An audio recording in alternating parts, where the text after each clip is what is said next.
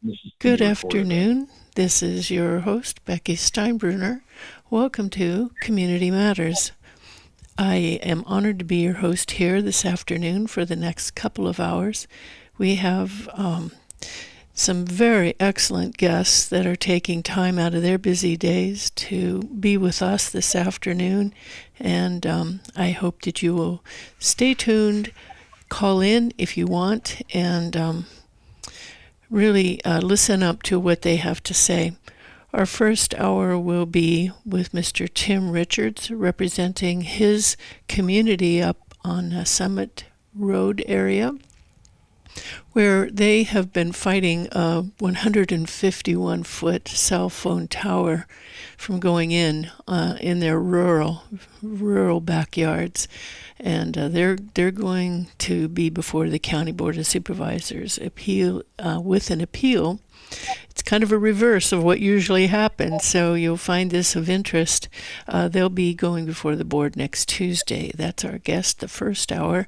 The second hour will be Miss Jami Wallace, who is a resident of East Palestine, Ohio. She was a speaker last Sunday at the Never Again Moss Landing event and came to talk with the people here about what happened in Ohio. It is kind of the play card, similar, that the cavalry did not come.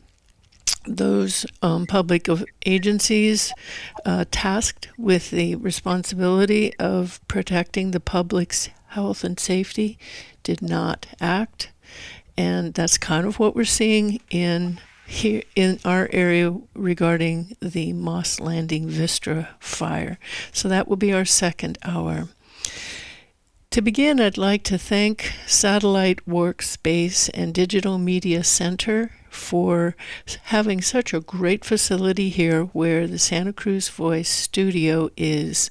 It's at 325 Soquel Avenue in Santa Cruz. That's located between Ocean Street and the beautiful San Lorenzo River. It is a wonderful facility if you need a place to work remotely or to have small meetings or to get mail for a business, maybe that you work from home at primarily, but you want a business mail site and meeting space. Come check out Satellite Workspace and Digital Media Center. They'll give you a tour.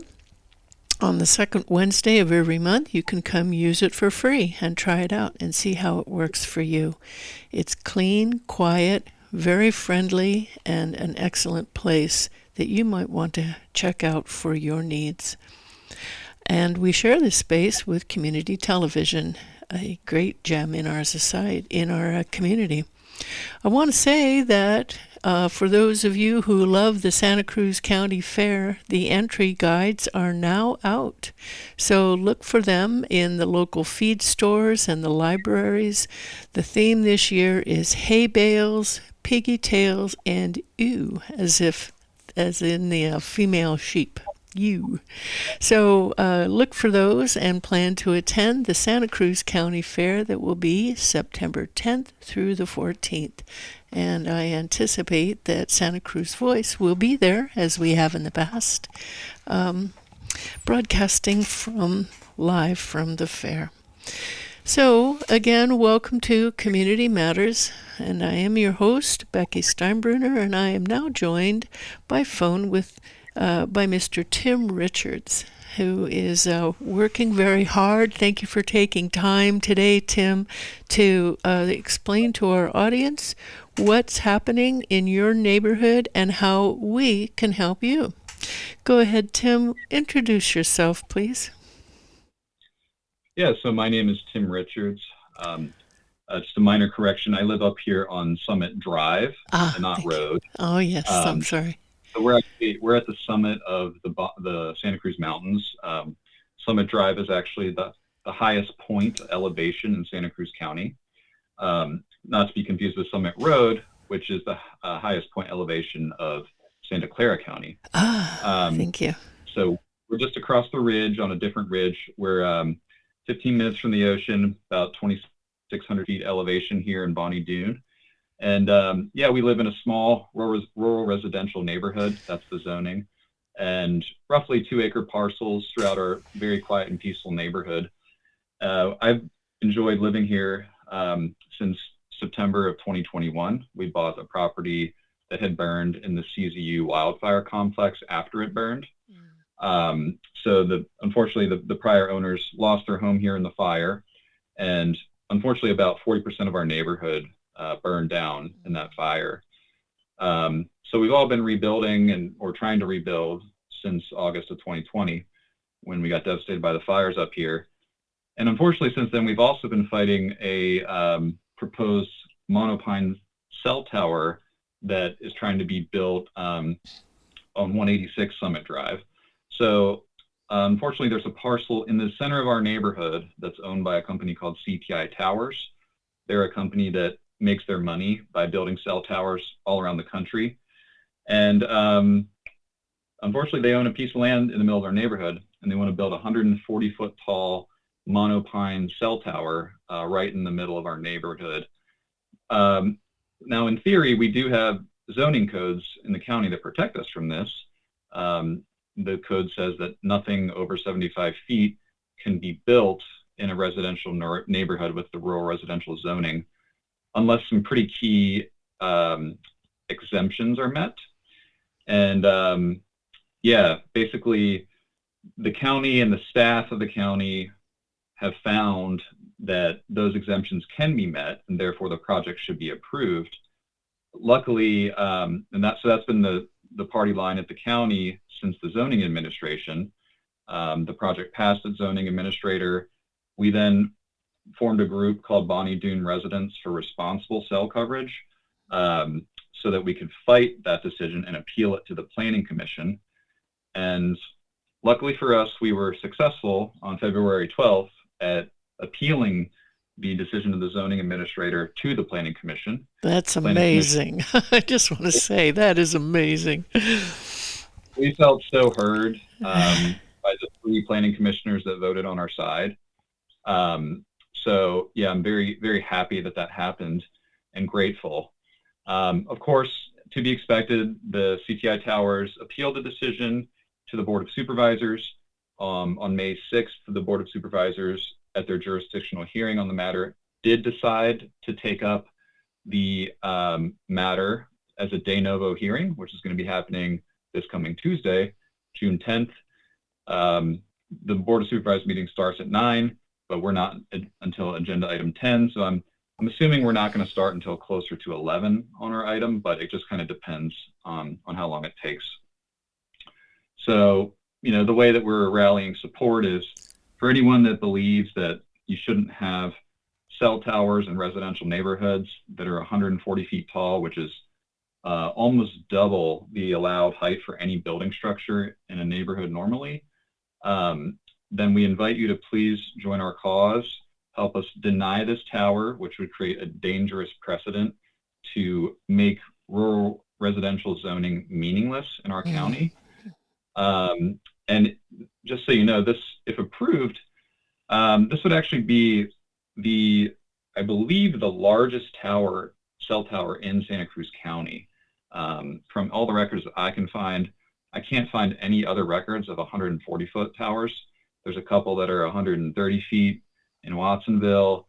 They're not in a residential neighborhood, though. They are across the street from a residential neighborhood, but they're actually in a commercial zoned area. So that's a little bit different. There's also a cell tower on the UCSC campus that's about 144 feet. But again, UCSC is a bit of a strange zoning beast. It's not zoned residential, even though the tower is only about 300 feet from the nearest student dorm. So again, there's no precedent for a tower of this size in a residential neighborhood anywhere in the county.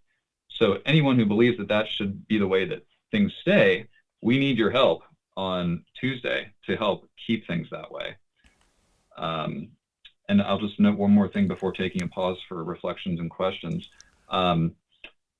It's interesting to note that if the tower is approved by the county at 140 feet height, then at any point after that project is built, the the applicant can then extend the tower by an additional 20 feet in height without any approval by the county or input from the neighbors.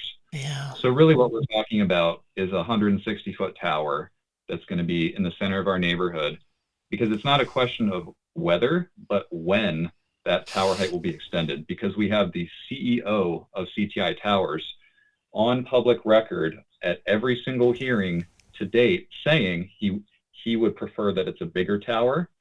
So we know that he will make it a bigger tower once it's approved at 140 feet. Yeah. So I'll pause there for questions and comments. Thank you. Thank you for your hard work. I've also taken up the issue of trying to stop these towers from going in residential areas. Most notably, there was one in SoCal Valley, and it is a very difficult battle, because in the past what happened is the applicant, in your case CTI, would threaten to sue the county and they would completely fold. So how have you gone about doing the work to present the arguments that convinced the Planning Commission to listen to you and to rule in your favor?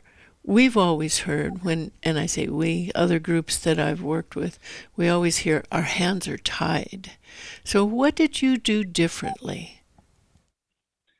Well, first of all, we hired 2 different lawyers, one of whom is an expert in national expert on defeating cell towers. Mm-hmm. His name is Andrew Campanelli, mm-hmm. and killed about 85% of the towers that he's gone up against. Mm-hmm. So we've had his guidance from day one, before the first zoning administration hearing even. And so he armed us with the knowledge that there's a lot of protection for local communities, especially from a zoning perspective, when siting wireless communication facilities.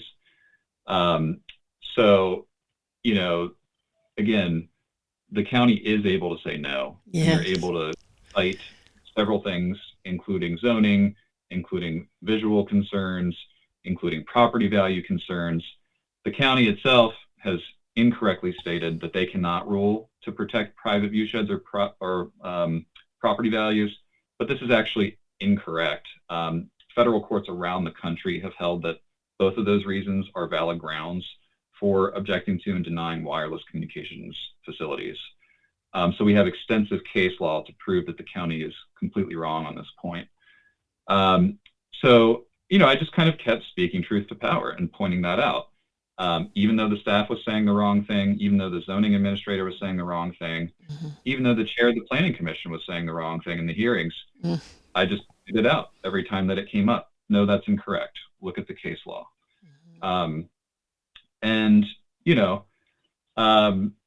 The other thing was CEQA. So Campanelli recommended that we work with a local lawyer who is a land use expert on CEQA.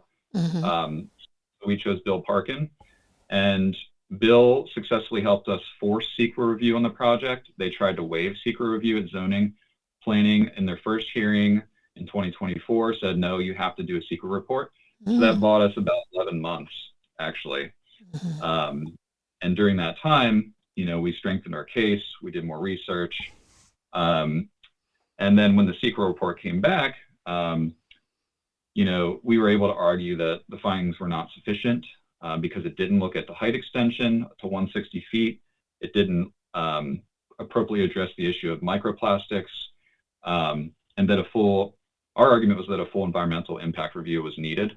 Mm-hmm. So, Planning Commission accepted that as one of the arguments. The other thing they accepted was that there is no gap in coverage. Mm-hmm. This is really the key thing. That's right? Huge. If there is any gap in coverage, then it's a lot harder to deny a cell tower.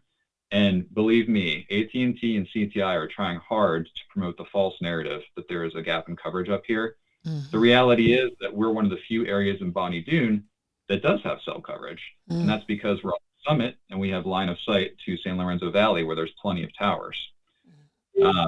So basically, we have that lived direct experience from neighbors, which we reported to the county using our own drive test methodology, which anyone can do who has a cell phone. It's called test mode.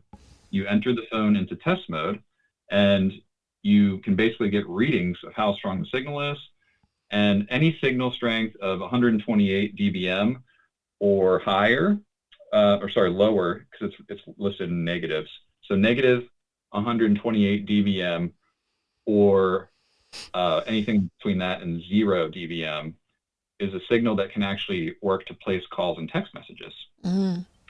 So all you have to do is be able to place calls and text messages, and then there's no coverage gap, right? There's this myth that, oh, you can't do 5G video streaming up on the mountain, so therefore there's a coverage gap. Well, no, that would be a carrier's wet dream if that was the case. But in fact, all you have to do is calls and texts. So we've been able to prove that through our own independent data that we do have coverage. And then recently we actually discovered another thing called the FCC National Broadband Map. And if you go to that, Google it, or look it up on your search engine of choice, you'll find that you can search any address in the country, and you look at something that's called the Mobile Broadband Coverage Map.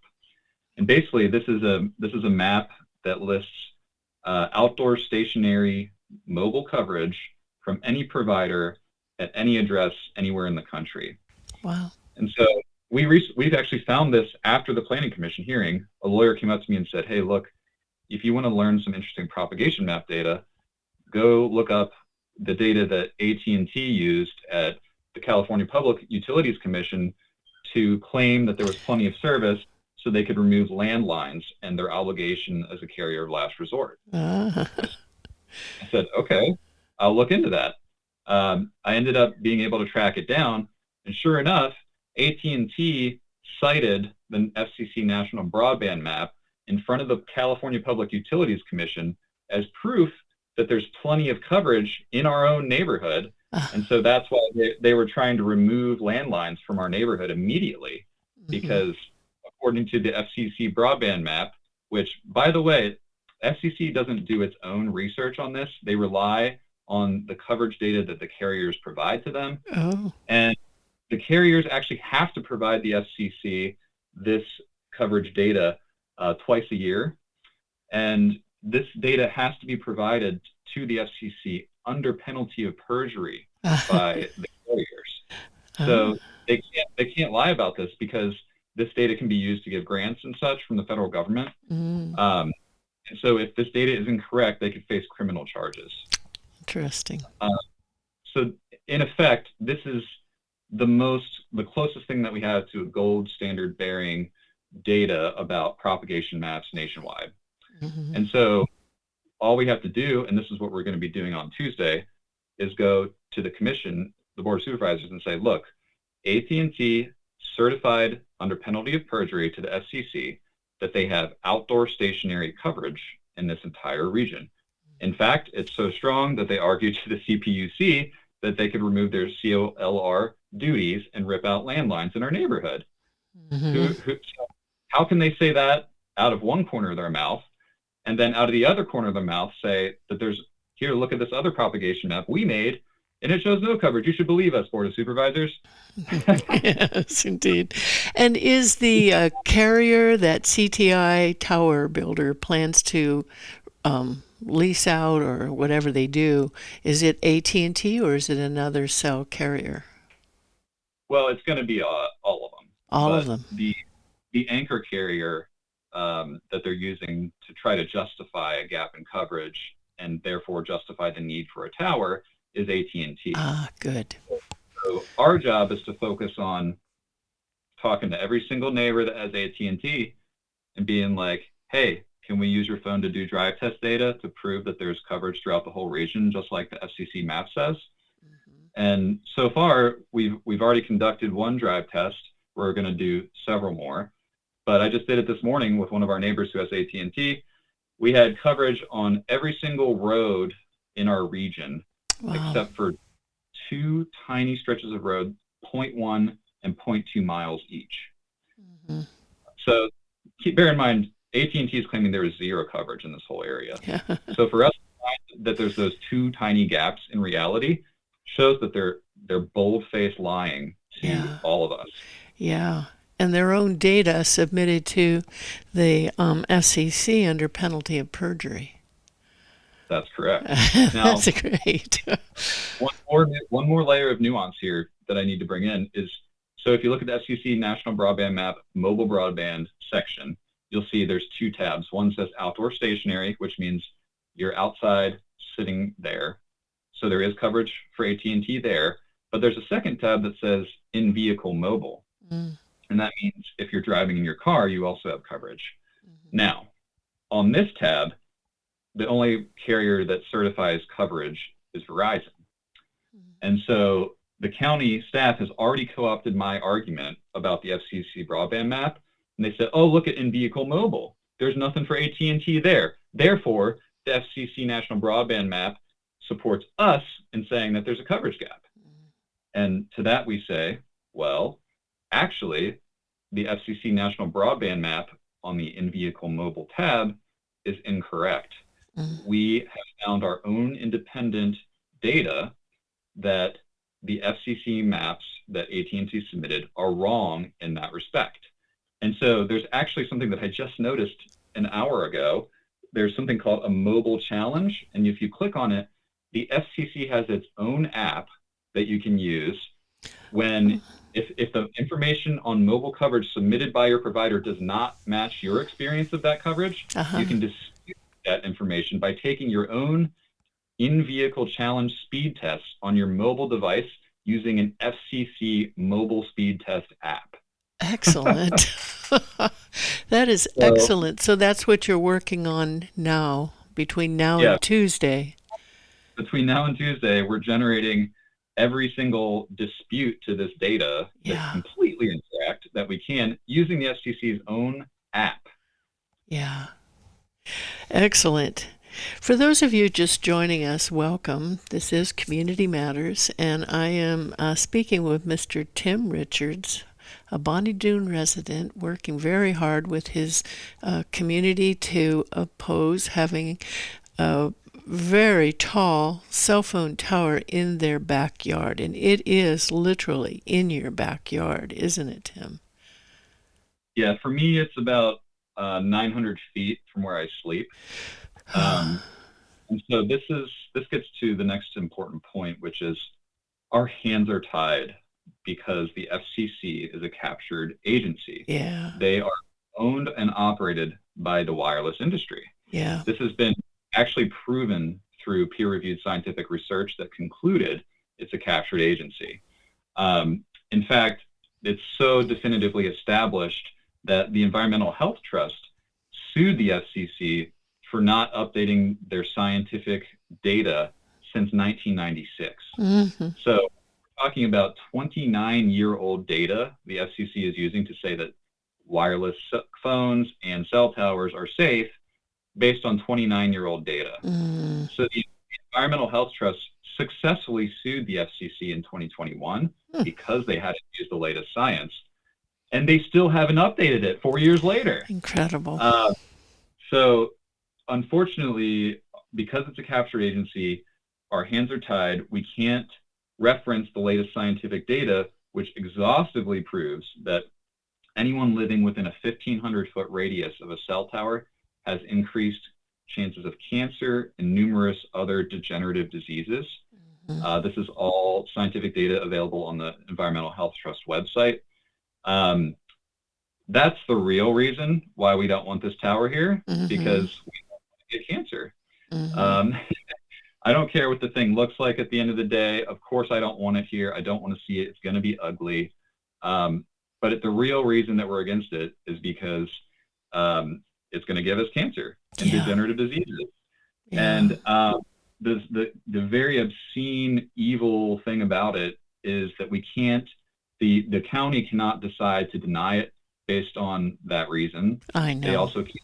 They can't decide to deny it based on the harm to the birds, the bees, and the trees, which also have lots of documented harm publicly available on the Environmental Health Trust website about how bad this is for nature as well as humans. None of that environmental or health harm can be used in turning down a tower. Yeah.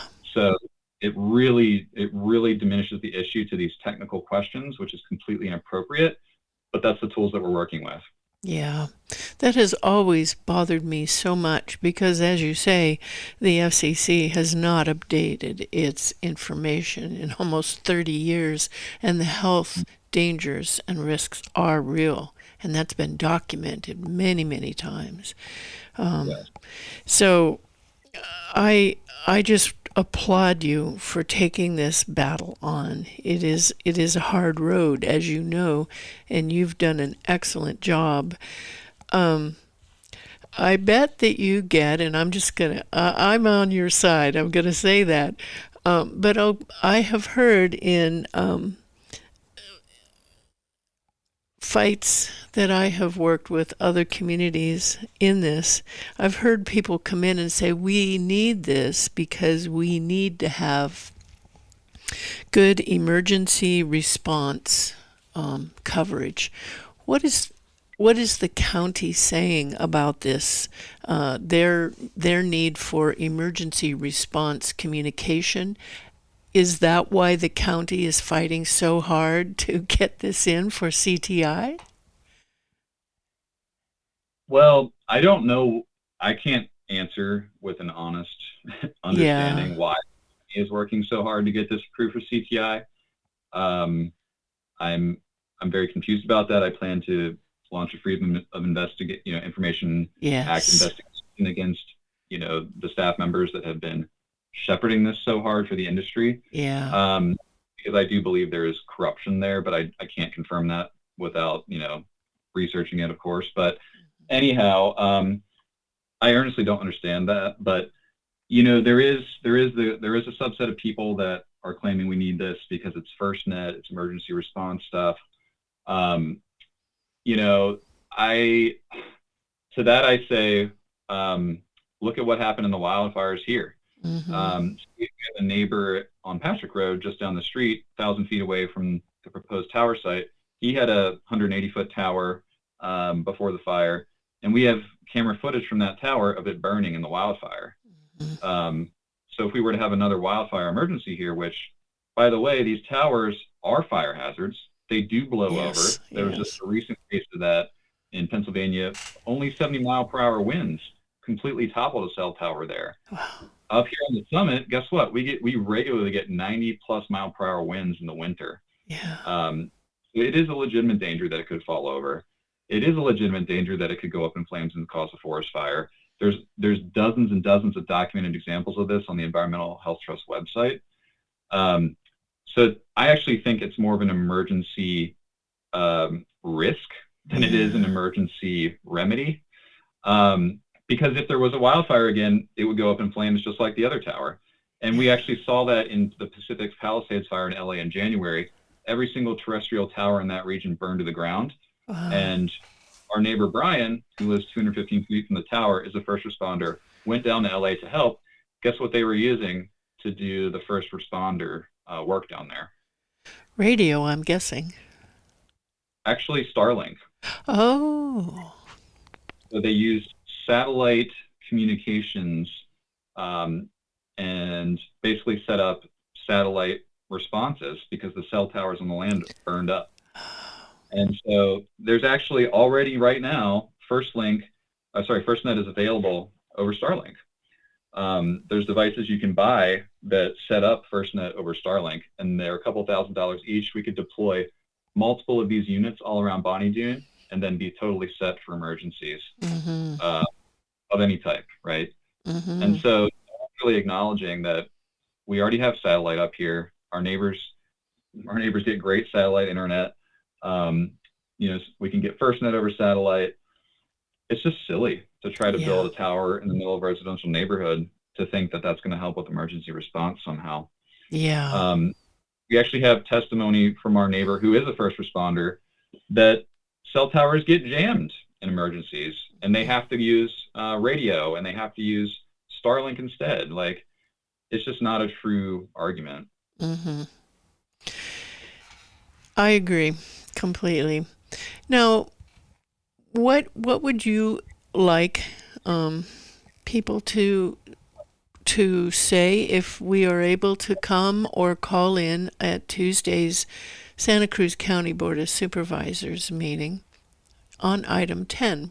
What are the talking points? What can we as the public say to best support you? That's a good question. The main arguments are that there's no coverage gap, therefore they can't grant a height exemption. Yeah. That's the number one strongest argument. The number two strongest argument is that even if you somehow can prove that there's a coverage gap, which you really can't, in my opinion, there are alternative sites. Literally 1,000 feet from the proposed tower site is a 150-foot tower of solid rod steel construction that could 100% hold AT&T and at least 2 other carriers. Oh.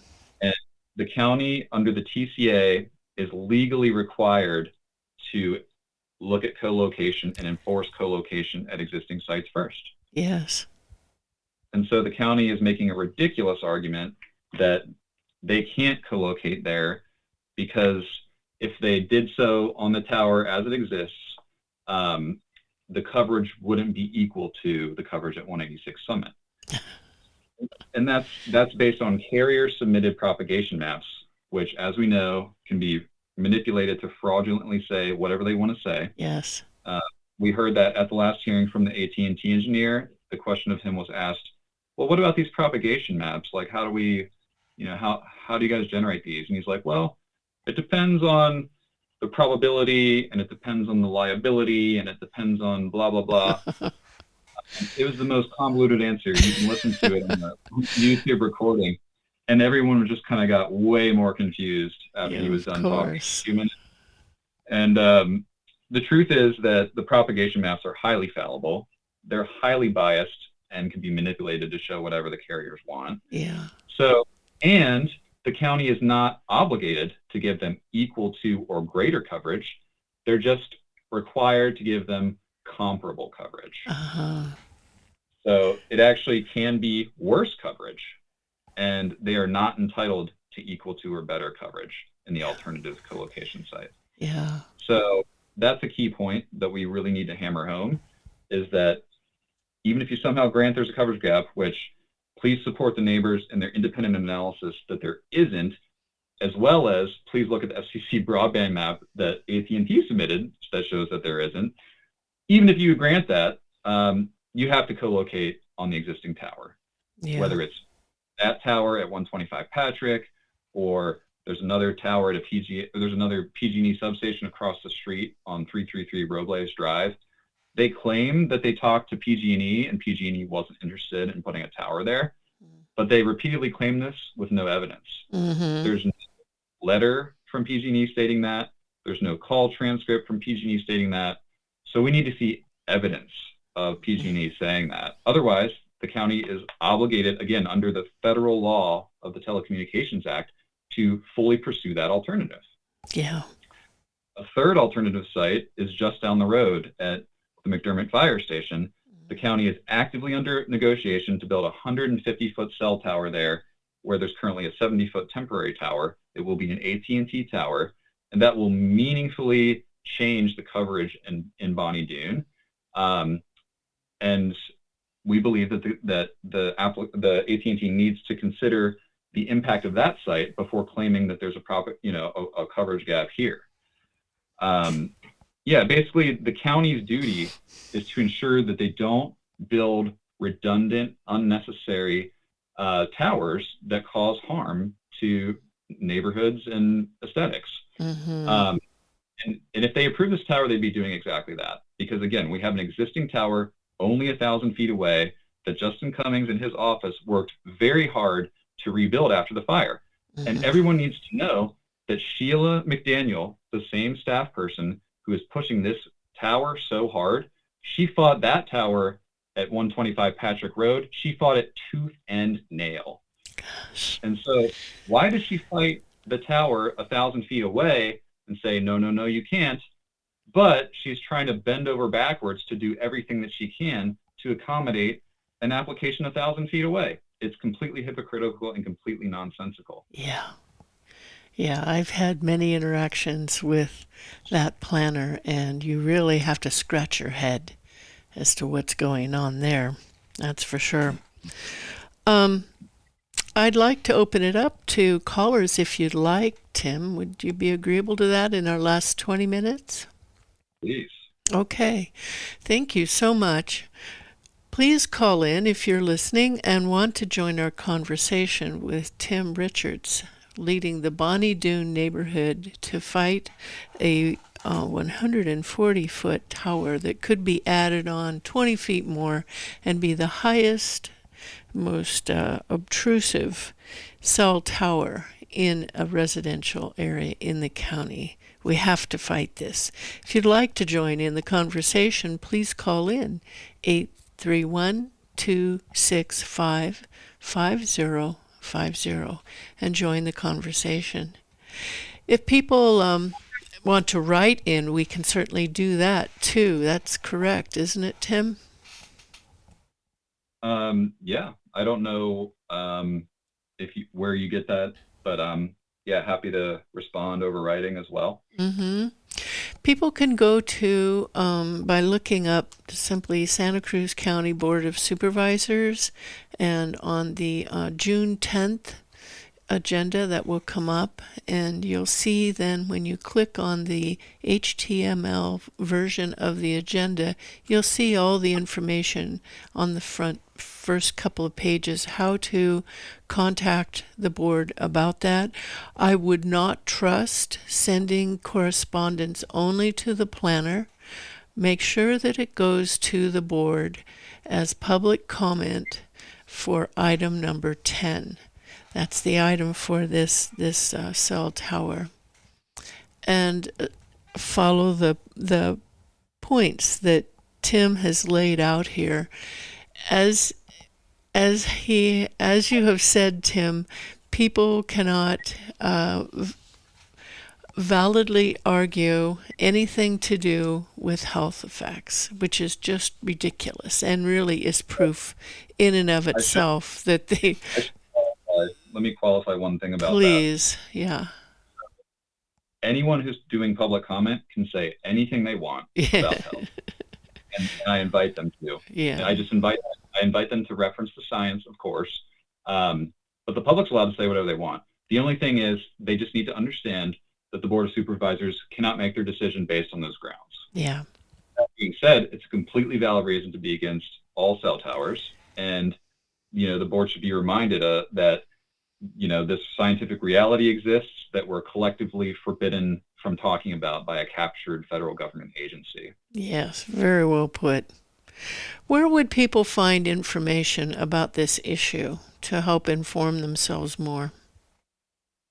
Well, actually, the most comprehensive source of information is on that same Board of Supervisors agenda page that you referenced. Mm-hmm. If you look at the agenda, scroll down to item 10, and if you click on the PDF attachment there, you're going to get a 478-page quote-unquote mini packet that it has a complete history of this whole issue from day one. And it contains links to transcripts and documents from every hearing and meeting that have happened. So in those links, you will find all the testimony that we've submitted at every step of this process, and you'll get an exhaustive amount of information that's honestly impossible to go through all of it, but that's where you'll get more information. Mm-hmm. Excellent. Your good research, and you were wise to hire Andrew Campanelli to help you.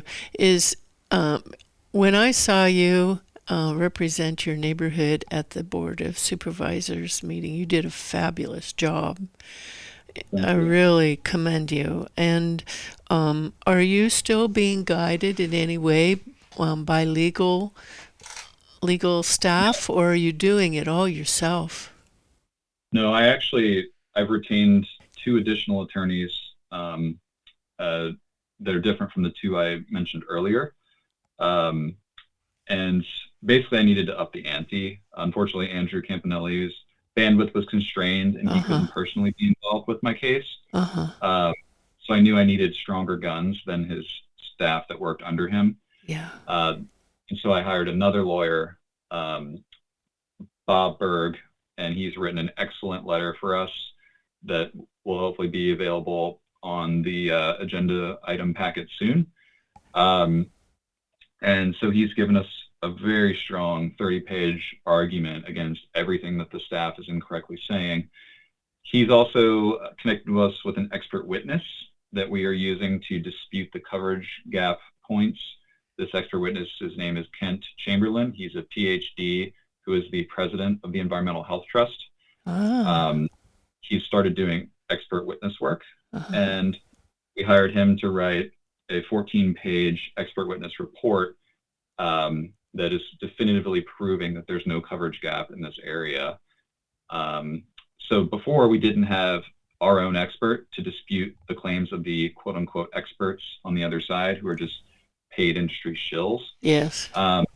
Now we have this guy's curriculum, his resume is literally 18 pages long. Wow.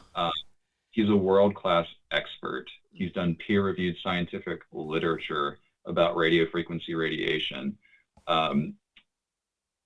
So between his 14-page report and his 18-page CV, we have 32 pages of expert testimony from a world-class expert to be like, look, everything they're saying is crap. It wouldn't pass muster in a peer review board. You must reject it. So that lends a lot more credibility than us just saying you guys are full of it.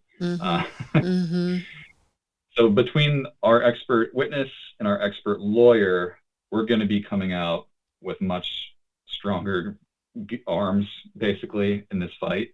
And we just have to hope and pray that the Board of Supervisors has the wisdom to listen to the David in this battle and not the Goliath. Exactly. And you are wise to, although it's expensive, to get those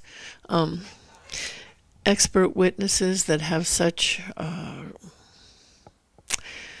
a high regard by the environmental industry and recognition for their work and opinions, because my experience is that the supervisors themselves do not read much about this when they sit there and listen to you, with some exceptions, but they rely on staff a lot, and they rely on the planner a lot, and seldom question what the planner's opinion is, which is extremely unfortunate and not fair.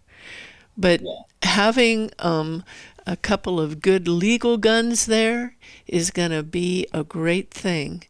And again, I urge anyone in the public who cares about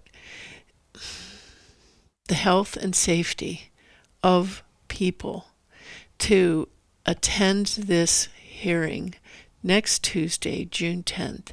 It is item number 10 on the agenda, and you can join virtually.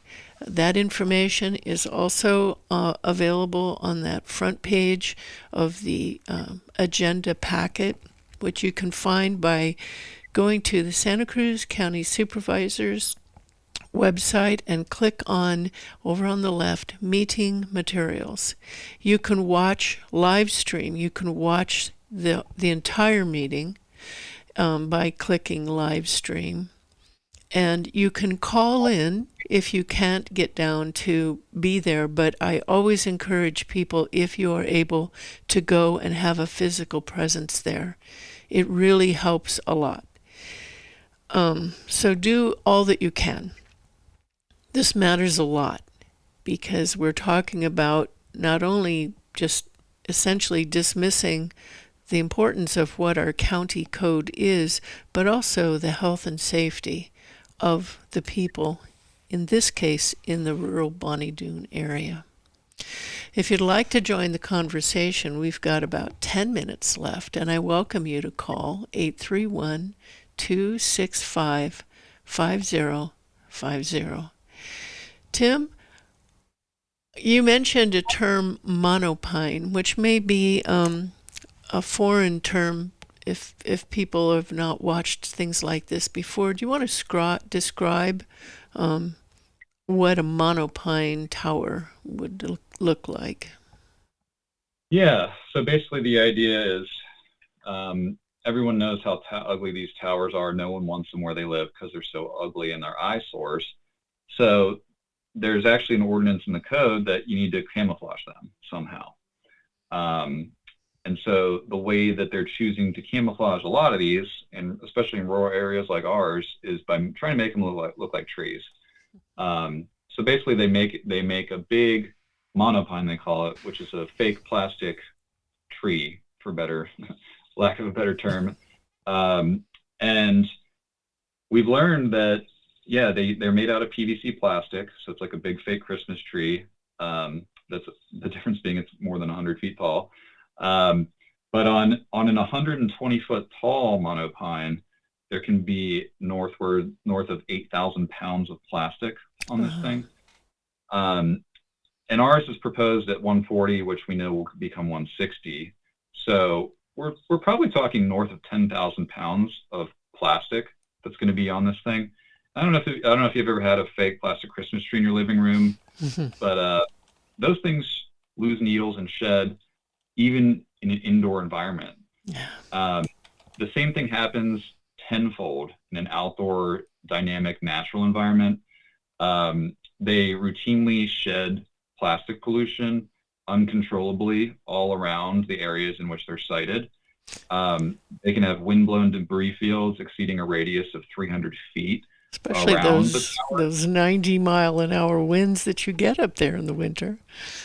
Yeah, I mean, ours could be way more than a 300-foot radius with those kind of winds. So basically what happens is plastic blows off, it falls in the soil, starts to biodegrade, and becomes microplastics that pollute the water that we're drinking in our wells, and also the soil surrounding us. And so that the plastic made from PVC can contain lead, which is a Prop 65 regulated substance. It can also contain phthalates, another Prop 65 regulated substance. And so it's a massive environmental disaster, as the EHT puts it. And they have a lot of details on their website, Environmental Health Trust, about how bad this is. And it's also a hazard for the wildlife. I mean, the wildlife eats that stuff, and when those horrible towers catch on fire, it's more toxic stuff going up in the air. That's right. So there we have it.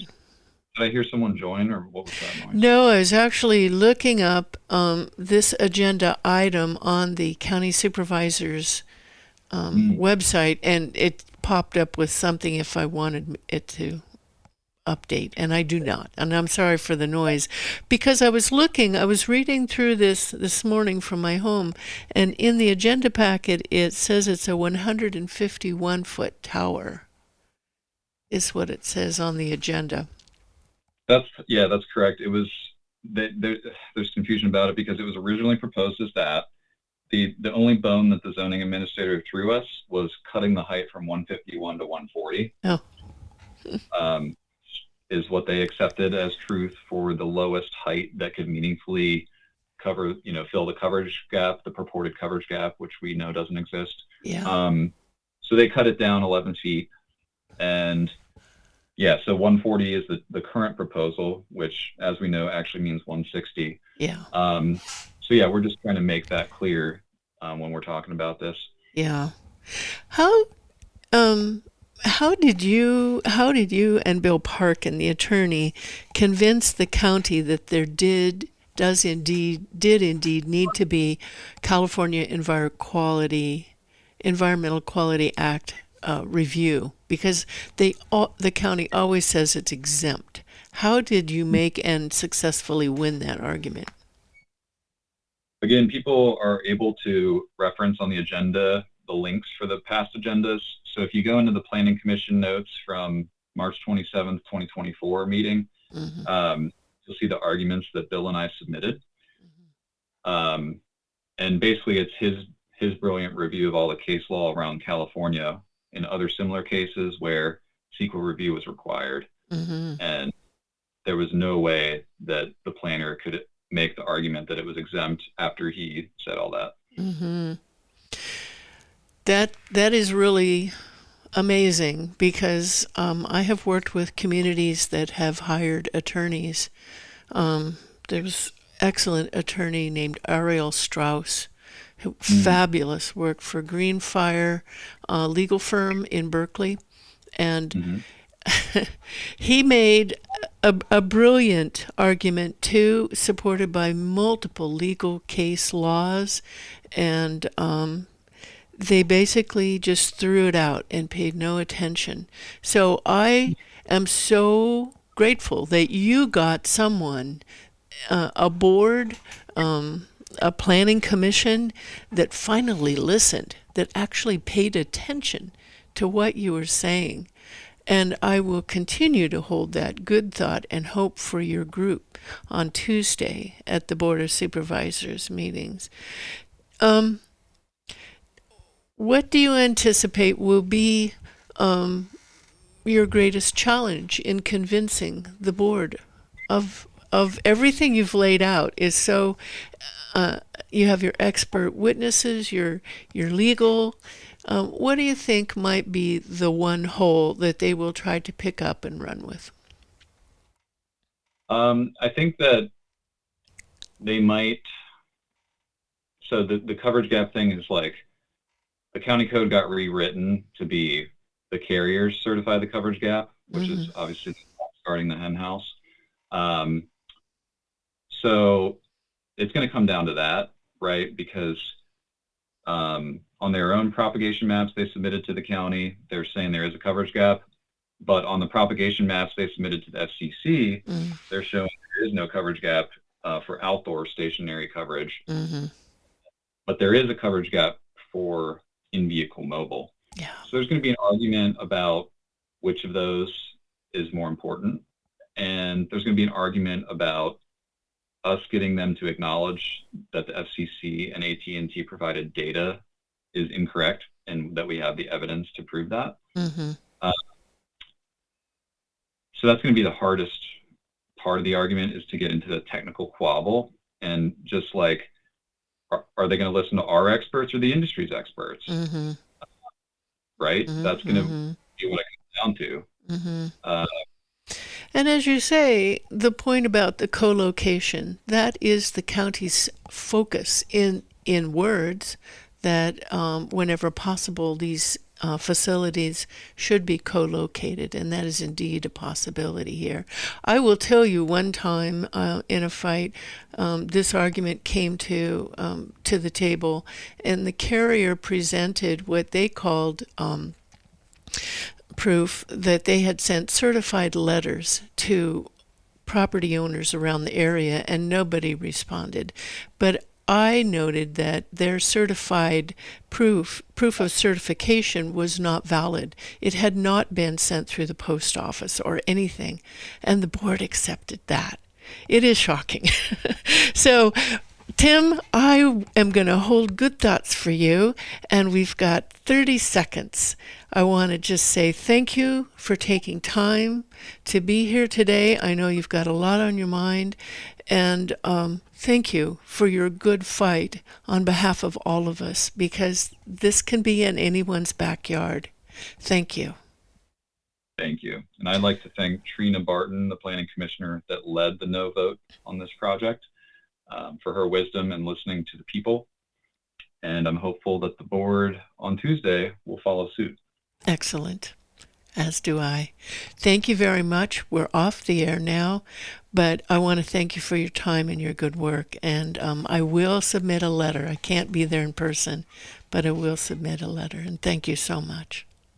Thanks for your time and all of your good work, Becky. Really appreciate it. Thank you. My pleasure and honor. Take care. Stay well. You as well. Thank you. Bye. Bye for now.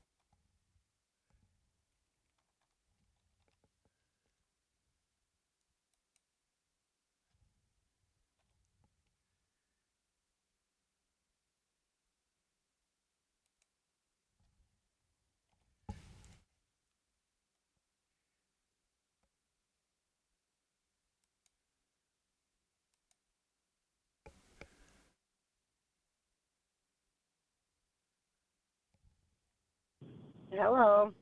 Hi, Jamie. This is Becky Steinbruner. How are you? I'm well, thank you. How are you? Good. Good, I'm good. Yeah. good. We are not yet on the air, Okay. so we've got about 2.5 minutes. I just wanted to get us all connected and ask Yeah. ask you if you have any questions or anything in Yeah. particular that you want to say. I was just going to talk about the similarities in health symptoms Yeah. and bring up, Dr. Gollum's study. I was going to talk about the similarity in animals. I wanted to talk about the similarity in attorneys and, basically just the EPA cover up in the betrayal that I'm seeing, the same thing in your community already. Yes. Yes. Um, and the fact that I thought I was a crazy, or thought people were crazy conspiracy theorists, and now I see I was the crazy one for not believing it. Mm. Um, I was always really practical, like people talked about, the government created COVID, and I've seen a whole different view. Mm-hmm. And I what I heard too in your talk at the Grange was how it has divided your community and how you have been regarded by some of the people in your community. That's a very unfortunate thing. Yeah, it's something I never thought would happen. Mm-hmm. I honestly thought that once people saw that my child could have died if I was just led blindly by the EPA, that my whole town would be behind me. That's how we were. Mm-hmm. And then So it I will definitely changed. talk about that. How has it changed? But you know what? This past week, it's changing even more. I want to write great big. I told you so, but I didn't. Because it came out. They found that memo from the CDC that said right in it Yes. not to test us, not to treat it.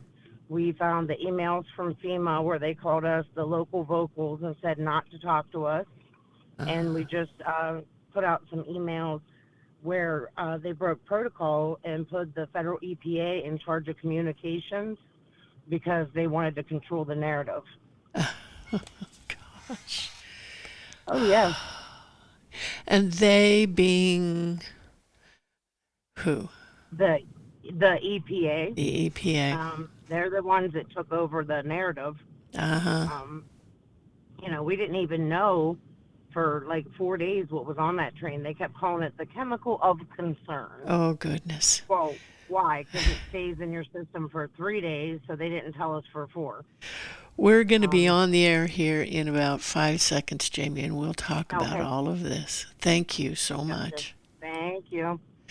Welcome back to Community Matters. I'm honored to be your host, Becky Steinbruner, for the second hour here.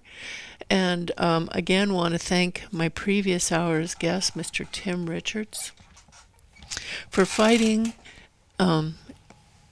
joining his community together to fight a 150-foot cell phone tower that is known to have cause cancer and things, and they're fighting that. And I urge you all to participate in the County Board of Supervisors meeting next Tuesday at 9 a.m.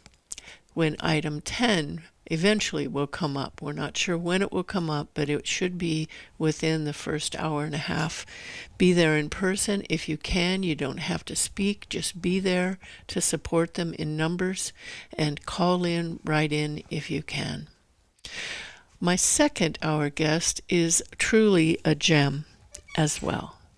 That is Miss Jami Wallace. She is a resident of East Palestine, Ohio.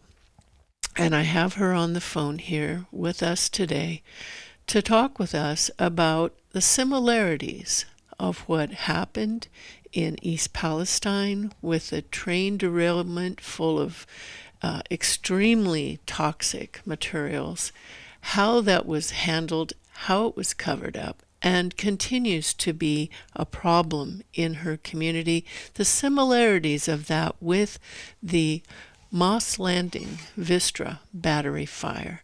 I met Jami last Sunday at the Prunedale Grange when the Never Again Moss Landing people had an event called Bigger Than Moss Landing. And it was quite a shock to hear how public agencies, national public agencies, work not to help the people, but to cover things up and assist those who are at fault. So I want to welcome now Jami Wallace to our second hour here. Jami, hello, how are you?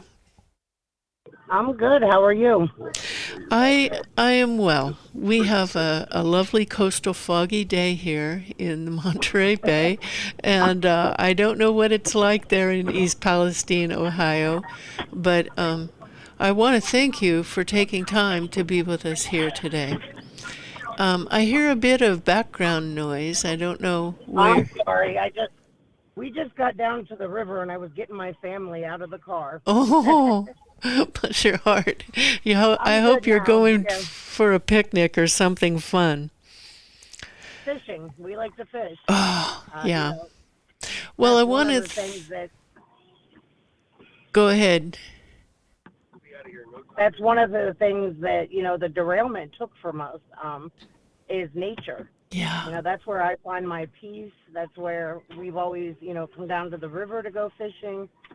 We would catch the creek chubs in our creek out back, and now, it's a whole different story now that it's all polluted. Yeah. Jami, do you want to tell us, introduce yourself, how long you've been there in East Palestine, what it was like when the train derailed? What happened then? So it was it was actually an atypical Friday night for us. My husband's best friend had come down from Cleveland to visit. I was watching his son with my daughter, and they had gone out to have a drink. And, the bar that they were having a drink at is actually called State Line. And that's because the State Line is right there.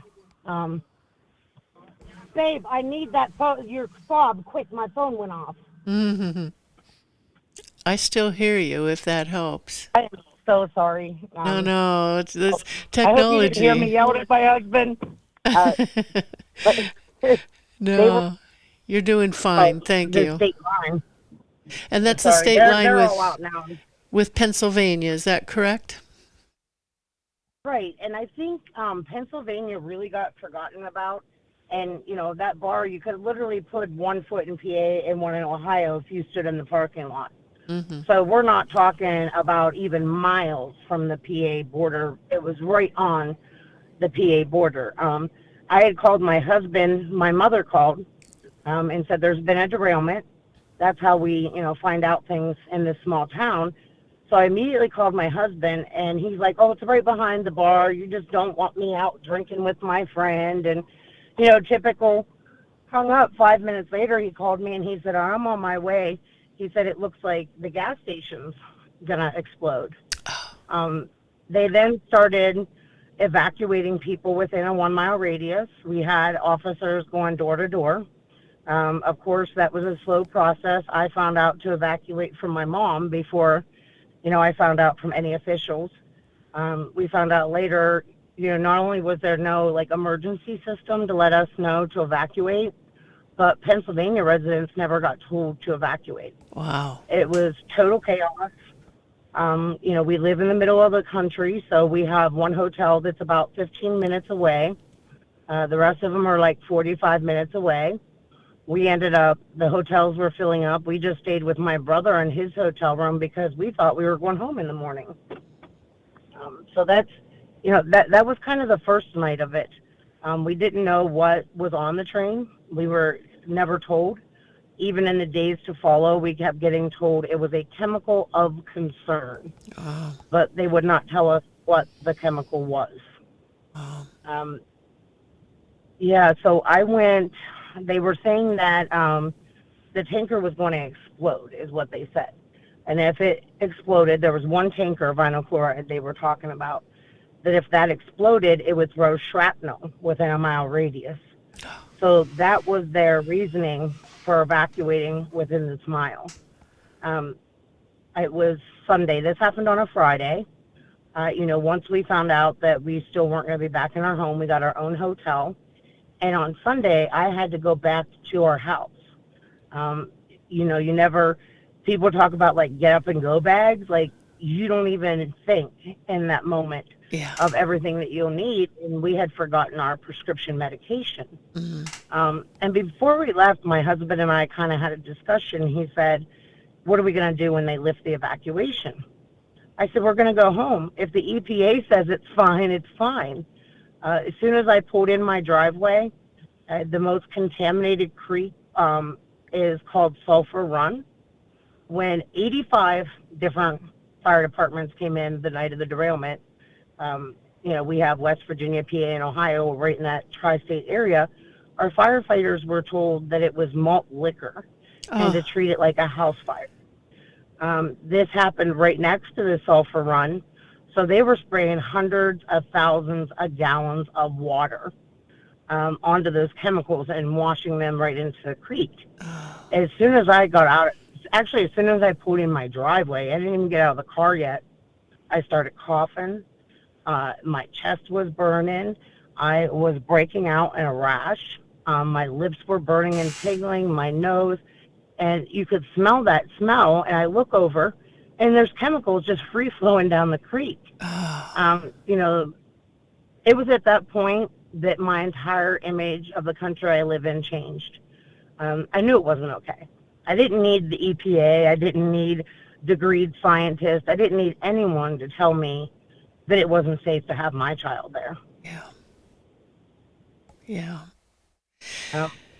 And so what happened then? How did you and your community receive information about what really was in those containers? And you said something on Sunday, I believe, that they punctured the tankers and set them on fire. Right. So, they kept telling, infinite commands is what they called it. At the end of the day, the ultimate decision maker was our fire chief in the small community, but he didn't make that decision alone. He was surrounded, both Governor Shapiro and DeWine were there, EPA agents were there, everyone was there.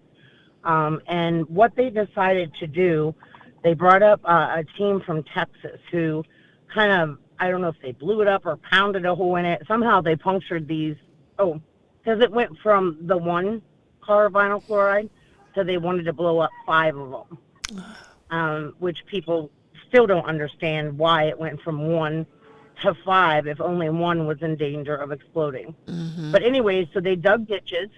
2 different ditches because the cars were in 2 different areas. They somehow tapped holes into them, drained all the chemicals into these ditches, and lit them on fire. Anyone that sees the picture, the way I will describe it, and you will picture it perfectly, is a mushroom cloud from a chemical bomb. Yeah. That is what it looked like.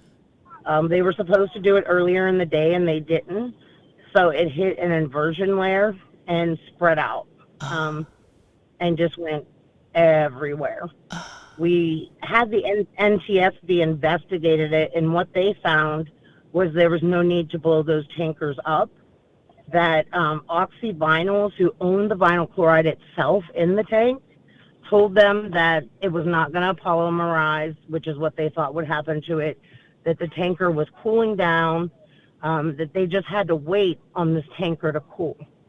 Norfolk Southern never relayed that information to anybody in incident command. So they actually told them they had 13 minutes to make the decision because the tanker was going to explode and throw shrapnel. None of it needed to be done. And, to me, I don't see why there's not criminal charges. Exactly. The days that follow, I could talk to you for a week and not go through everything that happened, but just the big highlights. So we found out that trains cannot run through evacuated towns. So less than 48 hours after this explosion, they had the tracks back up and running. When they lifted the evacuation less than 48 hours after this explosion, the trains were back in town before we were back in our homes. You know, and we would see them taking materials in, like gravel and stuff, but they never took anything out. The other thing, just real quick, because we are a small community, when they evacuated within that 1 mile zone, a lot of people went to relatives' houses that maybe were 1.1 or 2 miles out. You know, so those chemicals didn't stop at the 1 mile radius. That's right. As soon as people returned home, we started breaking out in rashes, having nosebleeds, just a multitude of different symptoms, which, you know, we thought were bad, and now we're into long-term illness. And, you know, we started demanding, like, how did they get all that stuff cleaned up and the railroads tracks built back in less than 48 hours? Yeah. And what we found is that they just covered those ditches up with gravel. We also found out, like, we had kind of just assumed that all the chemicals had burned out of those ditches, but there were still chemicals in there. Yeah. You know, when the EPA says we were on scene within hours, I mean, one of my questions is, then how did they cover up all that contamination without you knowing? Exactly. It's not me. Yeah, it's not me sitting in your office and swiping a $5 bill real quick. I mean, this took time. Yeah. You know, we know that in our hearts why they let them do it, and that was to get the tracks back up and running. Yeah. So then they order them to start, they have to dig the tracks back up, and there's a north and a south. They were going to do it one side at a time and dig the tracks up and, you know, clean up the contamination. As soon as they started digging it up, people were getting even sicker.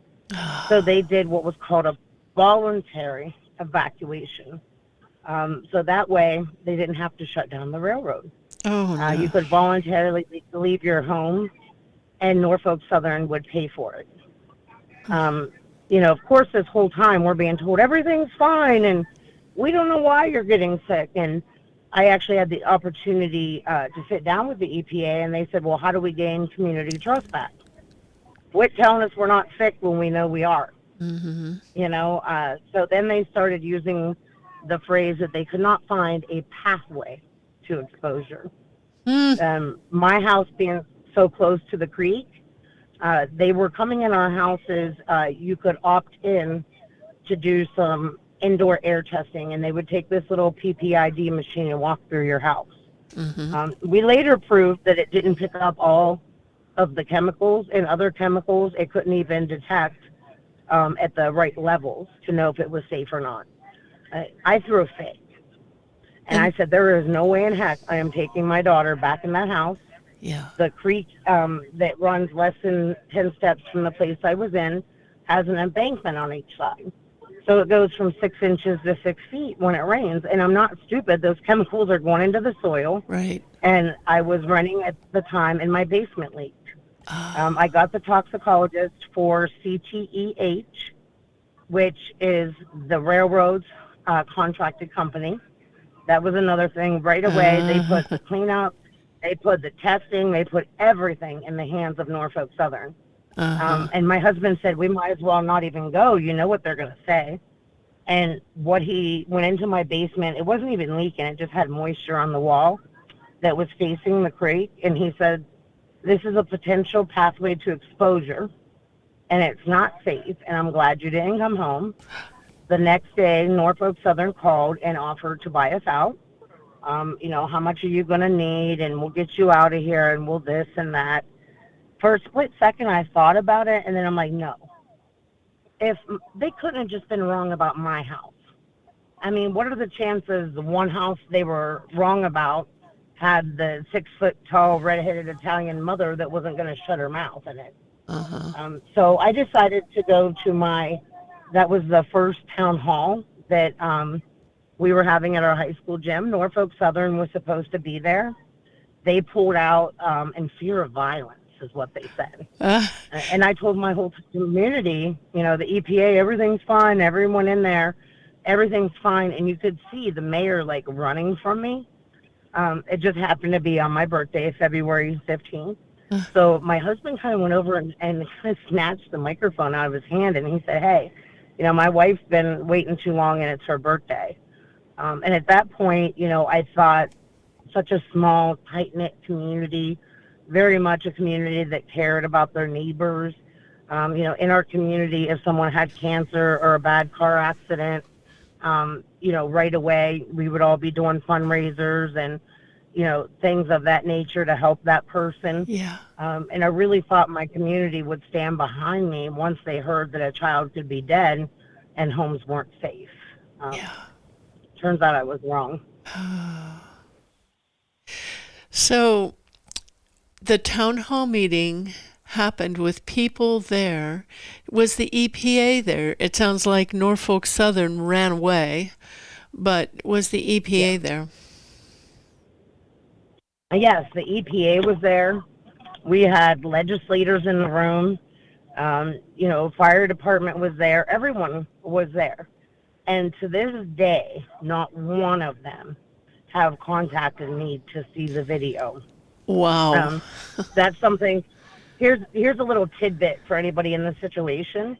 One of the reporters actually told me early on that we were a one consent state, which means that you can record a telephone conversation if one party is partaking, which would be myself in the situation.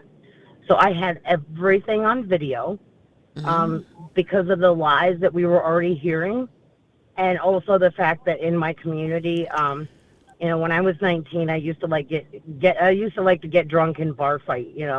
I was 19. It doesn't matter that I have a law degree and a master's degree now, that I'm almost 50 and have a child. In a small town, you kind of always have that reputation. So it was when I made the announcement, some people stood behind me and some completely turned their backs on me. Wow. And it took about 2 weeks. We were told by a lot of other communities that they're going to try to divide you. I said, not East Palestine. Right away we had a few scientists come in and speak, independent scientists.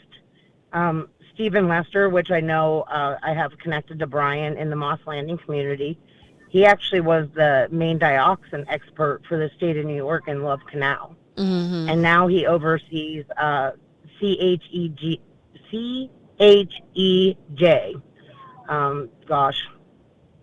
I've called it CHEJ for so long. Something health and environmental justice. But anyways, he told us about dioxin. And, that's another similarity that I heard with your disaster is we didn't even know what dioxin was. Yeah. We had no clue. And when he started telling us about it, we demanded that they test for dioxin because they weren't even testing for dioxin at that point. Every single thing they did do was community pushed, from the cleanup to the dioxin testing, clear to the very end. We just wouldn't stop as a community. And the EPA was silent, it sounds like. Well, we have recently revealed some documents, that have come out within this past week or so. One of them was that the EPA broke their own protocol and that they took over the PR piece of this early on. They wanted to control the narrative. When I talked about the division, about 2 weeks in, our business owners started completely changing their attitudes from interviews they had done to nothing to see here. Let's throw a Jeep parade and have these Jeeps drive all through our community that is still contaminated. Oh my goodness. Norfolk Southern threw a street fair where they had all free rides, and people came in from all around the area. They had a 4K run where they had Jerome Bettis from the Steelers come in. They being Norfolk Southern still, they sponsored the fireworks. They threw a summer fest. So right away they started doing all these things. $25 million park. They bought a piece of property that was supposed to be this this hazmat training facility for firefighters from all over the country. And then I started seeing our fire chief doing promotional videos for Norfolk Southern. I saw, the leaders in our community thanking them. Oh, Literally that's disgusting. thanking them. Oh, when they were all plotting this $25 million park with an amphitheater, indoor aquatic center, sorry, that's why I didn't live in the city. I didn't need that. And it has deep-rooted, tradition in the community. They're thanking them. And the same very night, I was with a documentary crew with Scott Smith, who's in your community, and this woman starts yelling from across the street. I was at my brother's house. We need help. We need help. So I go over and talk to her. They have no vehicle. They don't have internet. The woman was taking care of her 90-some-year-old mother that had been in the hospital twice, and no one had checked on her. We tried to go door to door. We were asking our neighbors if they needed air purifiers, air filters, water. We were stopped by our police department and told that if we wanted to go door to door, that we fell under a city ordinance for peddlers and vendors, and that we would have to pay a $400 fee. Let me remind you, where most of us are still living in hotels, a $400 fee in order to go door to door. Just going door to door to see if people needed help. Yep. Incredible. Yep. And we took it to the ACLU, and they said it was unconstitutional. The village actually voluntarily repealed that ordinance, but we couldn't go door to door from March after the derailment until August 24th. Wow. Yeah, so like I said, I could sit here for days and tell you about all these little tidbits. Yeah. But the overall is that our government lied to us and they betrayed us. Yeah. Before the derailment, like I said, I was like, well, if the EPA is here, everything's fine. And I think when you're not directly involved with them, you just trust that they do what you're told. Shame on me. I see, Flint on TV, and you think, well, it can't be that bad. The EPA's there. And I didn't realize at the time that the EPA didn't protect us. Yeah. That it's all about money. It's all about money. Yeah. If you're just joining us, thank you, and welcome to Community Matters. I'm your host, Becky Steinbrunner, and I'm talking via telephone with Miss Jami Wallace, a resident of East Palestine, Ohio, talking about the similarities of what happened there with a terrible, toxic train derailment and how that affected the community where she lives, and comparing that with what happened beginning January 16th of this year in Moss Landing with the Vistra Moss 300 battery energy storage fire. Many of those who live in Moss Landing have nearly identical stories as to what Jami here is describing. And we always want to hope that officials whose job it is to protect the public health and safety are doing their jobs and will do their jobs. But Jami has learned, and now we are learning, that the EPA, the Environmental Protection Agency, is not. So Jami, I want to thank you for being here and your bravery in speaking out. I'm so sorry that your community is not treating you well. Aren't they getting sick too, though?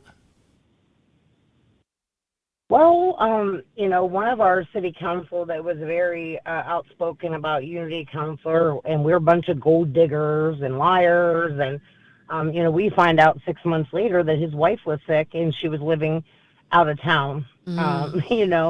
So and that's it. It's not everybody gets sick. It's chemically sensitive people. And it also depends on the type of outside that you have on your housing, where you live in the proximity of the creek.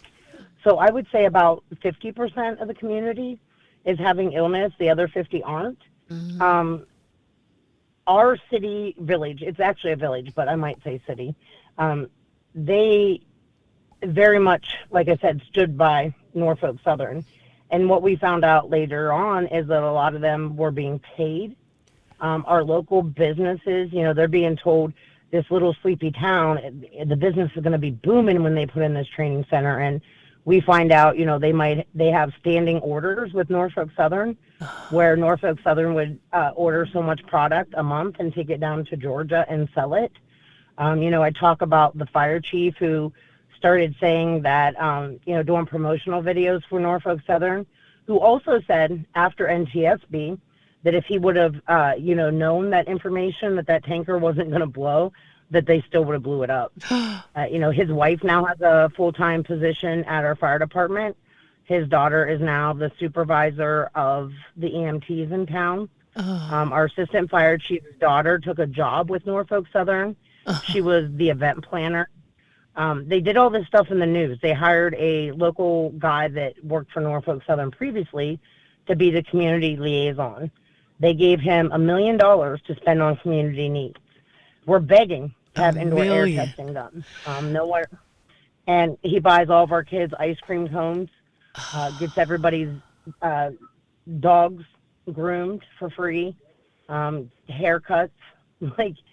And they're doing all this right out in the open. The CDC actually got ordered under Biden. The CDC, FEMA, and EPA got ordered to go door to door. We find out that the CDC came into town, and guess what? They were there a half a day, and they got sick. Out of a team of 15, 7 got sick, which was about what we were reporting. They went back to their hotels 40 miles away and felt better and left. And never told us. And never told you. We found out through a FOIA request. And then we said, you better get back in here. We want to hear from the CDC. We demanded it. And they brought him back in. And what the guy said to us was, you've all been exposed to chemicals. We know you have chemicals in your body. We don't know what to do about that, but we can treat the cancers it causes.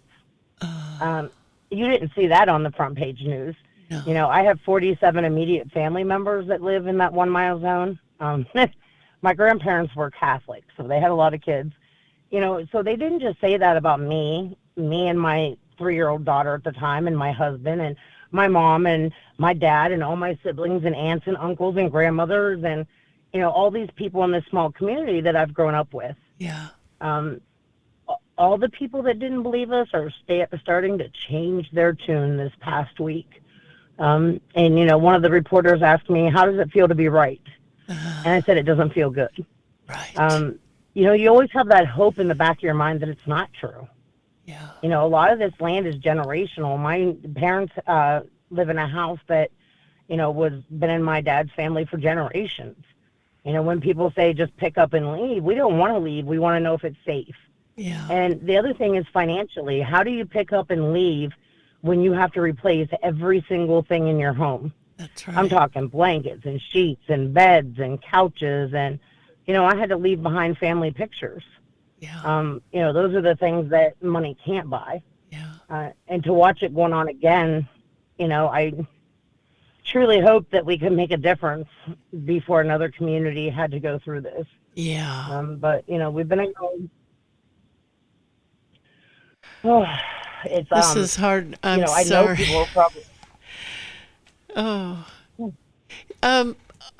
One issue that I think is common is the ill health effects. And as you say, in your case, your community's case, not everybody got sick yet. These are long-term health effects. So in our communities here, there has been an absence, if you will, of attention to health surveys. People got sick. People tasted metal in their mouth.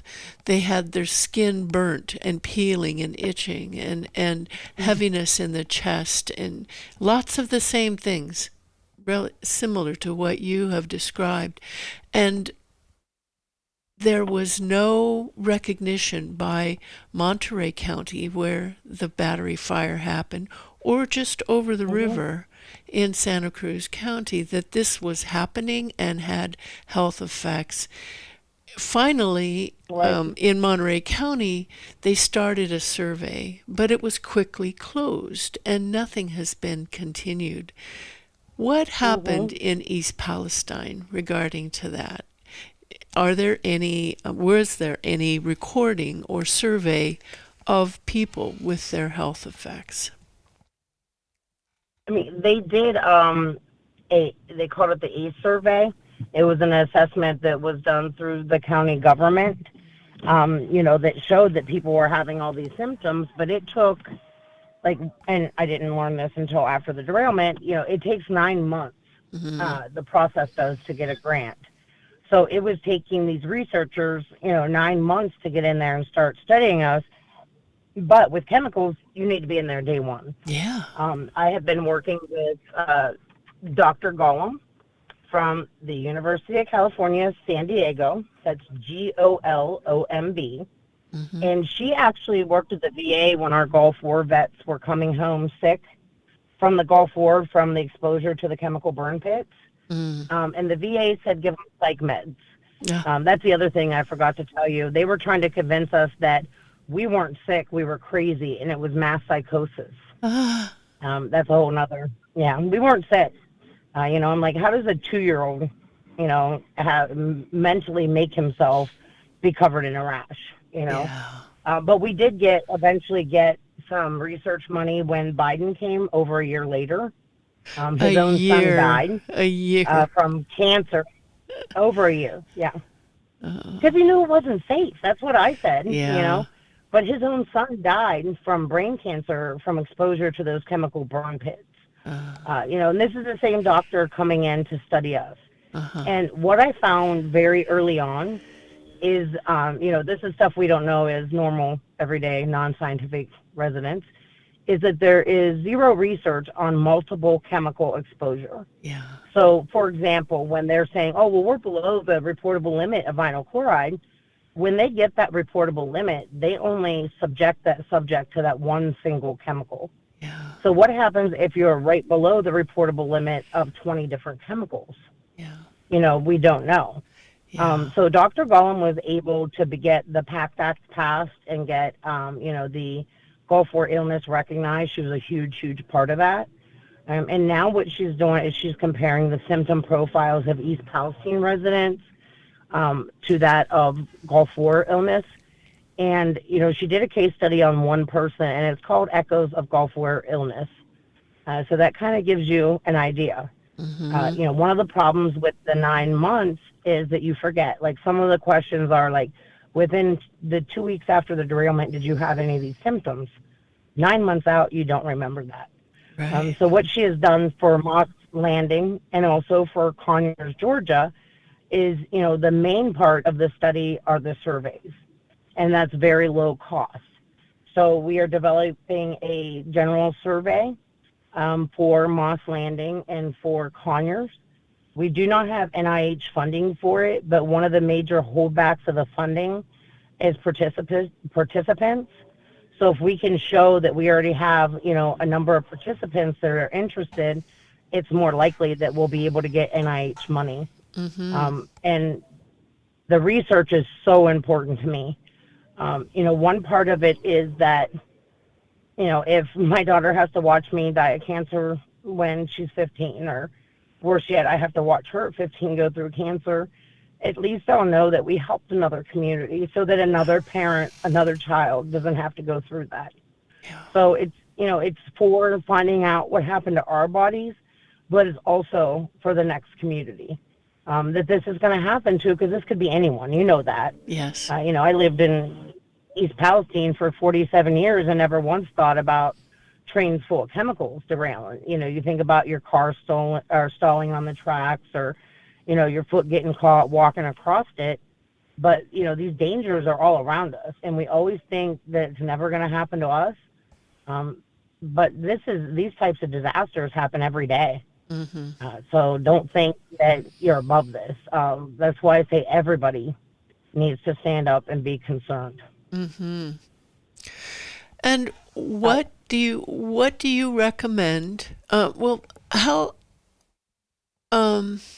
people here have been getting hair tests, blood tests, urine tests, and some of them have been doing it on their own. Some of them have been calling in every day to the county health office, reporting their symptoms. What do you think people should do? And I'm very grateful for Dr. Golem coming into this area to help us get organized and going on what we need to do. But what do you think is maybe one of the best things a person who is not really sure, they don't remember if they had that cough and heaviness or when it started, what do you recommend people do? How do I answer that? I don't completely know what to do yet at this point. And that's part of why I started this Chemically Impacted Communities Coalition.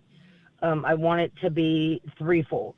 And the reason why I created this coalition, it is bigger than Moss Landing. It's bigger than East Palestine, bigger than Conyers, Georgia. Like, we all have to come together. When you're fighting this type of corporate greed, when you're fighting your own government, the more people that we have joined together, the better. Fight. Never keep your mouth shut. As soon as the media leaves you, you're left for dead. Mm-hmm. Investigate yourself. Document. One of the things when we go to the doctors, because they were told not to treat us and not to test us, they literally were refusing to give us vinyl chloride tests. Wow. Imagine walking into your doctor and asking them for testing and them saying, no, CDC told us not to. We get treated like we're nuts. Like, if you have an illness and you mention the chemicals, they're just like, yeah. So part of the Chemically Impacted Communities Coalition, I'm getting all out of order here, is preventative. Mm-hmm. It's going into communities and talking to them about things that could have made it better for us. Like, for example, we had no emergency evacuation plan for the city. Just having those things in order, in particular, if you have something like the Vistra plant in your backyard, mm-hmm. So that there's not the confusion. Ohio firefighters, volunteer firefighters are not trained in hazmat, but yet they put the hazmat trains through the most rural areas. Yeah. And the second part is exactly what you're asking, is where do you go? Yeah. If you're not in this environmental world, like it's like the blind leading the blind. We had national nonprofits be like, damn, like, we couldn't get the stuff accomplished that Unity Council did. We didn't know what we were doing other than being ourselves. When I go in and talk to JD Vance, I talk to him just like I'm talking to you. We're not real political. To me, this is not a political issue. Right. They didn't ask me if I was a Republican or a Democrat before it derailed there. Yeah, Biden screwed us, but Trump isn't helping us. So any legislator that would talk to me, I wouldn't care. Half of them I didn't even know what their party was. So I'm not like, ooh, I can't say this because I'll offend him. Or, you just talk to people like they're real. But I also, I want to be that resource to tell you this is what we did. And also all the communities that come together. So these are all the universities that did human health research. Reach out to them. And if they don't have the capacity, maybe they have someone who has the capacity. Here are all the different nonprofits. I told you Stephen Lester, I passed that off to Brian so that, Stephen Lester was able to write some reports and look into things here. And then the last part of it is just to fight together for that systemic change. Mm-hmm. And as far as health, what I'd tell you to do is call Dr. Gold. That's not my area, and that's, our mayor just came out and said, oh, well, apparently, I depended on the government. Apparently they lied to us, but we're not scientists. Well, I knew I wasn't a scientist either. Yeah. So I reached out to them. Yeah. That's what you do. If you don't know, you reach out. Yes. And, I really would like to share with NAML, some of the things that we did that were successful, things that we tried that weren't. We had someone come in and study our animals, too. That's another similarity that I see is, you talk about the animals having miscarriages. Yeah. We had a lot of animals die. Like our dogs got these big, like tumors on them. We had someone raised domestic foxes that started dying right away, and then when they started having animals, they were born with deformities. A local kennel just filed a lawsuit. The woman had reached out to me and said they had a couple kennels, not just one, but they had like 112 puppies die. Most of the dogs from the derailment died, and the ones that didn't all had puppies with different deformities. And they just filed a lawsuit, and it was big headlines that one of their puppies had 2 heads. And the scary part is that dogs are a precursor to human health. Yeah. You talk about the symptoms now. Just because you don't have symptoms doesn't mean you won't have cancer later. So people just need to remember that the symptoms are bad, but it's these long-term illnesses. We're seeing people with their teeth falling out. Half of my teeth on the top fell out. Periodontal disease, something we saw in the veterans. No signs of it 4 years ago. We're seeing a lot of thyroid issues, liver issues, heart attacks, diabetes. Like, these are all the things that we're starting to see now in our community. So watch out. The betrayal and the lies. Like, that's what I say. The biggest thing they took from me was the love for my country. My grandfather, rest his soul, died 3 years ago, maybe almost 4 now. And he was a World War II veteran. He was a very proud Marine. He always taught us, you thank people for their service, and this is the greatest country to live in. And, I was on my way to D.C., and I saw this guy jogging, and he was holding this American flag. And, hey, I'm a hoopy. I don't care. Normally, I would have rolled down the window and hooted and hollered something at him, and I just cried. Like, I don't know how to feel now. They have let us down and betrayed us to the point where, we're tax-paying citizens. We pay their wages. Yeah. And I never in a million years thought that I'd be sitting here talking about sick kids and our government doing nothing. I mean, we live in the United States of America. Yeah. And they do it over and over. And the other similarity that I see is, the taboo thing that nobody wants to talk about is attorneys. I was so focused on human health that I kind of ignored it. And to be quite honest, I did get my JD and go to law school. Congratulations. I didn't take the bar. I went straight. Thank you. This gold digger worked at Cleveland State University from 8 in the morning till 5 every day, and went to school from 6 to 10 every night to put myself through law school and my master's program. Wow. One of the things that really gets me when they call me a gold, I'm like, you son of a. But anyways, I decided I didn't want to go to law school because I didn't like the people.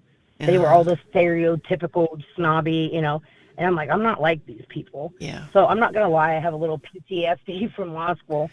So I stayed out of the whole attorney thing until the end, when it was almost too late.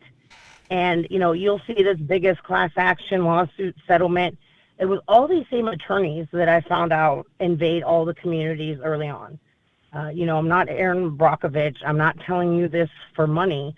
I'm telling you this because I wish I would have known. You trusted these attorneys. Our class action attorneys never asked us for anything that we had. They never talked to us. When I found out about this settlement that they were agreeing to, I was training people on how to write objections. I was, reading it as a legal document and explaining it to people. Not everybody has that ability. And right now, when they're waiting on this money, people are begging to get out of that lawsuit. How do we sue the EPA? How do we sue the CDC? The class action attorneys only sued Norfolk Southern. And when I knew I was screwed was when early on I was talking to one of the lead attorneys about this. And I said, I don't understand why we're looking at settlements when health studies aren't in. Our creeks are still highly contaminated because let's not forget we are still have contamination in our community. All this stuff. And he was like, stop right there. What? I'm not going to listen to your conspiracy theory about Norfolk Southern's attorneys. They have your best interest at hand. Oh, my goodness. And you know what I said? You stop right there. Apparently you don't know who you're talking to. This isn't how I don't believe in conspiracy theories after the past year and a half I've had, and there's no way in hell they have our best interest. Yeah.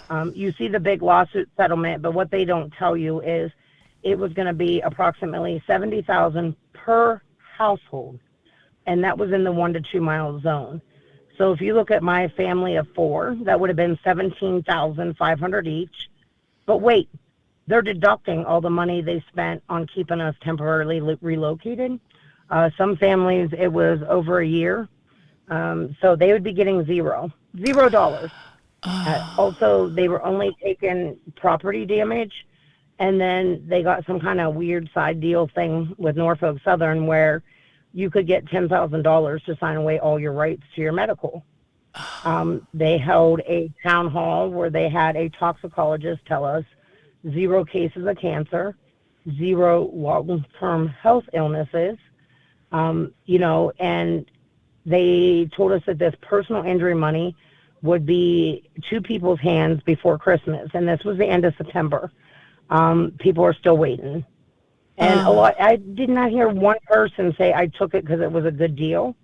They took it because they were told that they would never get any more money, that you're going to have $1 million to fight this on your own. You're going to have to this and that. They were the attorneys that I went to school with, but when I met Keenan Law, they had a whole different approach. Yeah. The first thing they started talking about was justice. And that's what I want. You can take your money and shove it. I want justice and accountability. Yeah. You could have killed my kid. Yeah. They talk about our system supposed to be, our justice system is supposed to be for the people, by the people. Yeah. A jury, your peers. But now what it is plea bargains and settlement. So it's controlled by, these lawmakers or the judges and the attorneys. Yeah. And, once you get in front of a jury of your peers, it's not beyond a reasonable doubt. It's beyond a preponderance of the evidence, which means it's more likely than not. Mm-hmm. You saw, did I show you the mushroom cloud picture, Becky? I did not see it, No. but you've described it. Yeah, Incredible. so when you say, well, here's Jami, and these are health issues before, here's this big chemical bomb that was dropped on them, and now Jami has these 10 issues, which can all be related to chemicals. Yeah. You don't have to prove it. You just have to convince these other people that this happened to you. Yeah.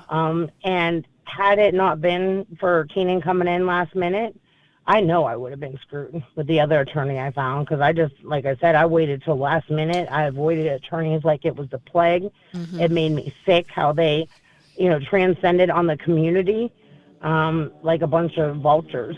I didn't go to any of those meetings, and, I know it's the big taboo, and I've always, Unity Council never supported an attorney because it is a choice about your family. Yeah. We have a lot of elderly people in our community that probably aren't going to be around in 3 or 4 years to ever see that money.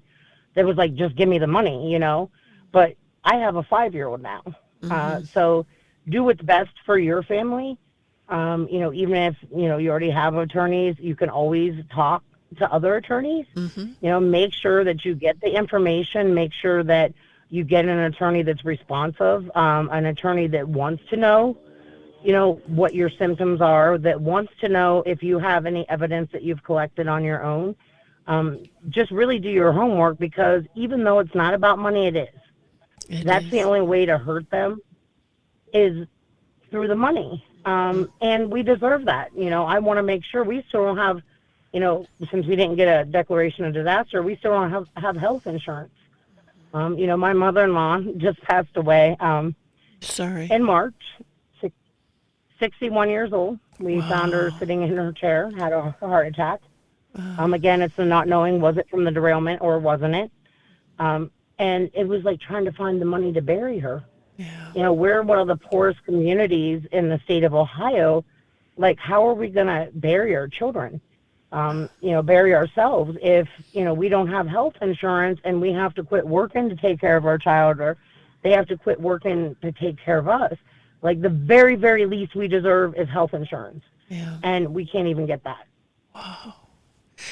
Tell us, where time has flown by, Jami. We've got about 2.5 minutes. You formed gosh. chemically impacted. Tell us about this coalition, chemically impacted coalition, and how we can find you and get that connection. Right. So it's called SICK, CICC, because we're sick, and it's Chemically Impacted Communities Coalition. Okay. And like I said, we want to do preventative. We want to be there for communities as guidance when this happens, and we want to make systemic change. Yeah. You could always find me on Facebook, Jami Ray Wallace. That's Jami. There's no E on my name, pet peeve. Ray, Rae, and then Wallace. And also you can reach out to Becky. She has my phone number. Yes. I don't care if you just want to call and talk, if you want to vent, if you want to say, this is my situation, what can I do? I'm here. And it might take me a day or two to get back to you because I'm not going to lie. I'm also helping another community in Conyers, Georgia, so I get a lot of messages, but I will return your call personally because I know what it's like. My biggest source of mental, I guess, stability throughout this was talking to survivors of other disasters. You know, when the CDC came in and got sick and left, I'm like, there's no way in hell this is like for real. You know, and then you call someone from the BP oil spill and they're like, oh, they're still doing that. So lean on us, lean on people that have been through this. Yeah. Yeah. Thank you, Jami. Thank you so much for all you're doing. And your talk on Sunday was so powerful, and what you shared with us here today is so moving. I just want to encourage our listeners to stay together, to keep up the fight. As you said, Jami, do your own research and hold our officials accountable. And most of all, stay together and fight together. Take a look at the Never Again Moss Landing site. And also here in Santa Cruz, we've got Stop Lithium BESS, that stands for Battery Energy Storage System in Santa Cruz County, because we're fighting to keep Moss Landing disaster out of Santa Cruz County. Jami, thank you so much. Go enjoy the river and your family, and bless your heart. Thank you. Thank you so much. I appreciate it. Have a nice day. Thank you. You too. Take good care of yourself now, and thank you. Bye. Sure. Bye. And here I was going to bring my heavy metal rock band. The death metal rock band we're going to perform with what I call Blowing Out the Doors.